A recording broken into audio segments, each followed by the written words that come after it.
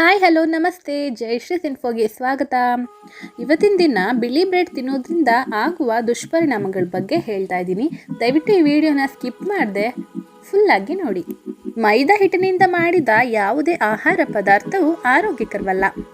ಬಹಳ ಅಪರೂಪವಾಗಿ ಇಂತಹ ಆಹಾರ ಪದಾರ್ಥಗಳನ್ನು ನೀವು ಸೇವಿಸಿದರೆ ದೇಹಕ್ಕೆ ಬಹಳಷ್ಟು ಹಾನಿಯಾಗುವುದಿಲ್ಲ. ಆದರೆ ಪ್ರತಿನಿತ್ಯವೂ ಮೈದಾ ಹಿಟ್ಟಿಗೆ ನೀವು ದಾಸರಾದರೆ ಬಹಳಷ್ಟು ಕಾಯಿಲೆಗಳು ನಿಮ್ಮನ್ನು ಬಾಧಿಸುವುದು ಖಂಡಿತ.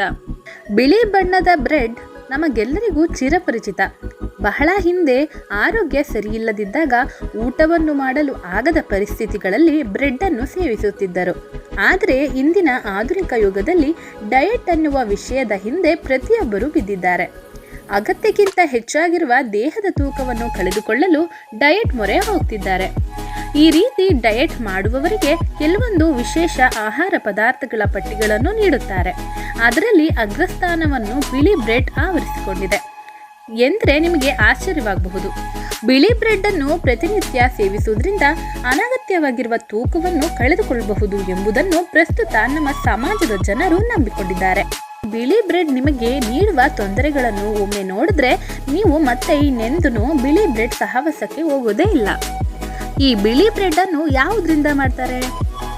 ಗೋಧಿಯನ್ನು ಚೆನ್ನಾಗಿ ಪರಿಷ್ಕರಿಸಿದ ನಂತರ ಗೋಧಿಯ ಮೇಲ್ಮೈ ಸಿಪ್ಪೆಯನ್ನು ತೆಗೆಯಲಾಗುತ್ತೆ. ಈ ಸಿಪ್ಪೆಗಳನ್ನು ಸಂಗ್ರಹಿಸಿಕೊಂಡು ಮೈದಾ ಹಿಟ್ಟನ್ನು ತಯಾರಿಸಲಾಗುತ್ತೆ.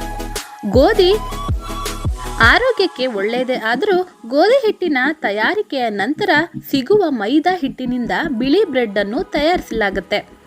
ನೈಸರ್ಗಿಕವಾಗಿ ಗೋಧಿಯ ಸಿಪ್ಪೆಯಲ್ಲಿ ಸಿಗುವ ಅನೇಕ ಎಣ್ಣೆಗಳು, ವಿಟಮಿನ್ಗಳು ಹಾಗೂ ಪೋಷಕಾಂಶಗಳನ್ನು ಬ್ರೆಡ್ಡಿಂದ ಬೇರ್ಪಡಿಸಲಾಗುತ್ತೆ. ಈ ರೀತಿ ಮಾಡುವುದಕ್ಕೆ ಪ್ರಮುಖ ಕಾರಣವೆಂದರೆ ಬ್ರೆಡ್ಡನ್ನು ದೀರ್ಘಕಾಲದವರೆಗೆ ಕೆಡದಂತೆ ಇಡುವುದು.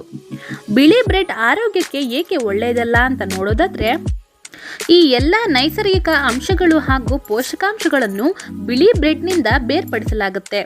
ಈ ಬೇರ್ಪಡಿಸುವಿಕೆ ಕ್ರಿಯೆ ನಡೆಸಲು ಬಹಳಷ್ಟು ರಾಸಾಯನಿಕ ಅಂಶಗಳಾದ ಪೊಟ್ಯಾಷಿಯಂ, ಕ್ಲೋರಿನ್, ಡೈಆಕ್ಸೈಡ್ ಬಳಸಲಾಗುತ್ತೆ. ಈ ಎಲ್ಲ ರಾಸಾಯನಿಕ ಅಂಶಗಳು ದೇಹದ ಮೇಲೆ ಬಹಳಷ್ಟು ದುಷ್ಪರಿಣಾಮಗಳನ್ನು ಉಂಟು ಮಾಡಬಲ್ಲವು. ಬೊಜ್ಜು, ಹೃದಯದ ಸಮಸ್ಯೆ ಹಾಗೂ ಸಕ್ಕರೆ ಕಾಯಿಲೆಗಳಂತಹ ಹಲವಾರು ರೋಗಗಳನ್ನು ನಮಗೆ ತಂದೊಡ್ಡಬಹುದು. ಇದನ್ನು ಬಹಳಷ್ಟು ದಿನ ಕೆಡದಂತೆ ಇಡಲು ಬಹಳಷ್ಟು ರಾಸಾಯನಿಕ ಸಂರಕ್ಷಕಗಳನ್ನು ಬಳಸಲಾಗುತ್ತೆ. ಈ ಎಲ್ಲ ಪದಾರ್ಥಗಳನ್ನು ಉಪಯೋಗಿಸಿ ಬ್ರೆಡ್ಡನ್ನು ತಯಾರಿಸುವುದರಿಂದ ನಿಮ್ಮ ರಕ್ತದಲ್ಲಿರುವ ಸಕ್ಕರೆ ಅಂಶವು ಗಣನೀಯವಾಗಿ ಹೆಚ್ಚುತ್ತೆ. ಹೊಟ್ಟೆಯ ಹಲವಾರು ಸಮಸ್ಯೆಗಳಾದ ಆಸಿಡಿಟಿ, ಮಲಬದ್ಧತೆ ಹಾಗೂ ಗ್ಯಾಸ್ನಂತಹ ಸಮಸ್ಯೆಗಳು ಕೂಡ ಉದ್ಭವವಾಗಬಹುದು. ನಾರಿನಾಂಶವನ್ನು ತೆಗೆದು ನಂತರ ಬಿಳಿ ಬ್ರೆಡ್ಡನ್ನು ಮಾಡುವುದರಿಂದ ಇದರಲ್ಲಿ ಯಾವುದೇ ರೀತಿಯಾದ ನಾರಿನಾಂಶವೂ ಇರುವುದಿಲ್ಲ. ಆದ್ದರಿಂದಲೇ ನಿಮ್ಮ ಹೊಟ್ಟೆಯ ಸಮಸ್ಯೆಗಳು ಬರಬಹುದು. ಬಿಳಿ ಬ್ರೆಡ್ ಬ್ಲೀಚಿಂಗ್ ಪ್ರಕ್ರಿಯೆಯಲ್ಲಿ ಅದರ ಆರೋಗ್ಯಕರ ಫೈಬರ್, ಜೀವಸತ್ವಗಳು ಮತ್ತು ಖನಿಜಗಳನ್ನು ಕಳೆದುಕೊಳ್ಳುತ್ತದೆ. ಯಾವುದೇ ಧಾನ್ಯಗಳನ್ನು ಸಂಸ್ಕರಿಸಿದರೆ ಅದು ಸಕ್ಕರೆಯಾಗಿ ಪರಿವರ್ತನೆಗೊಳ್ಳುತ್ತೆ. ಬಿಳಿ ಬ್ರೆಡ್ಡನ್ನು ದೈನಂದಿನ ಸೇವನೆಯು ಮಧುಮೇಹಕ್ಕೆ ಕಾರಣವಾಗಬಹುದು. ವಿಶೇಷವಾಗಿ ತಮ್ಮ ಕುಟುಂಬದಲ್ಲಿ ಮಧುಮೇಹದ ಇತಿಹಾಸವನ್ನು ಹೊಂದಿರುವವರಲ್ಲಿ ಇದು ಕಾಣಿಸಿಕೊಳ್ಳುತ್ತೆ. ಸಂಸ್ಕರಿಸಿದ ಬಿಳಿ ಬ್ರೆಡ್ ನಮ್ಮ ದೇಹದೊಳಗೆ ಸರಿಯಾಗಿ ಒಡೆಯಲು ಸಾಧ್ಯವಾಗುವುದಿಲ್ಲ ಮತ್ತು ಇದು ದೀರ್ಘಾವಧಿಯಲ್ಲಿ ಹೃದಯವನ್ನು ಮುಚ್ಚು ಹಾಕುವ ಮತ್ತು ಹೆಪ್ಪುಗಟ್ಟಿಸುವ ಸಾಮರ್ಥ್ಯವನ್ನು ಹೊಂದಿದೆ. ಇದು ನಂತರ ದಿನಗಳಲ್ಲಿ ನಿಮಗೆ ಹೃದ್ರೋಗವನ್ನು ಉಂಟು ಮಾಡಬಹುದು. ಮಕ್ಕಳಿಗೂ ಕೂಡ ಬ್ರೆಡ್ ಅನ್ನು ತಿನ್ನಲು ಕೊಡಬೇಡಿ. ಅದರಿಂದ ಅವರ ಜೀರ್ಣಾಂಗವ್ಯೂಹದ ಮೇಲೆ ಮತ್ತು ಆರೋಗ್ಯದ ಮೇಲೆ ಖಂಡಿತವಾಗಿಯೂ ಪರಿಣಾಮ ಬೀರುತ್ತೆ. ನಿಮ್ಮ ಆಹಾರ ಪದ್ಧತಿಯಲ್ಲಿ ಬಿಳಿ ಬ್ರೆಡ್ ಅನ್ನು ಕಂದು ಬ್ರೆಡ್ ಅಥವಾ ಧಾನ್ಯದ ಬ್ರೆಡ್ನೊಂದಿಗೆ ನೀವು ಬದಲಾಯಿಸಿಕೊಳ್ಳಬಹುದು. ಈ ಬ್ರೆಡ್ಗಳು ಮಾರುಕಟ್ಟೆಯಲ್ಲಿ ಸುಲಭವಾಗಿ ಲಭ್ಯವಿದೆ. ಧಾನ್ಯದ ಬ್ರೆಡ್ನಲ್ಲಿ ಜೀವಸತ್ವಗಳು, ಪ್ರೋಟೀನ್ ಮತ್ತು ಉತ್ಕರ್ಷಣ ನಿರೋಧಕಗಳು ಸಮೃದ್ಧವಾಗಿದ್ದರೆ, ಕಂದು ಬಣ್ಣದ ಬ್ರೆಡ್ನಲ್ಲಿ ಕಬ್ಬಿಣ, ಸತು, ತಾಮ್ರ ಮತ್ತು ಮೆಗ್ನೀಷಿಯಂ ಇದರಲ್ಲಿ ಸಂಪೂರ್ಣವಾದ ಪೋಷಕಾಂಶವನ್ನು ನಿಮಗೆ ನೀಡುತ್ತೆ. ಕಂದು ಮತ್ತು ಧಾನ್ಯದ ಬ್ರೆಡ್ಗಳನ್ನು ನೀವು ತಿನ್ನೋದ್ರಿಂದ ಮಧುಮೇಹ, ಹೃದ್ರೋಗಗಳು ಮತ್ತು ಬೊಜ್ಜಿನ ಅಪಾಯಗಳು ಕಡಿಮೆಯಾಗುತ್ತೆ.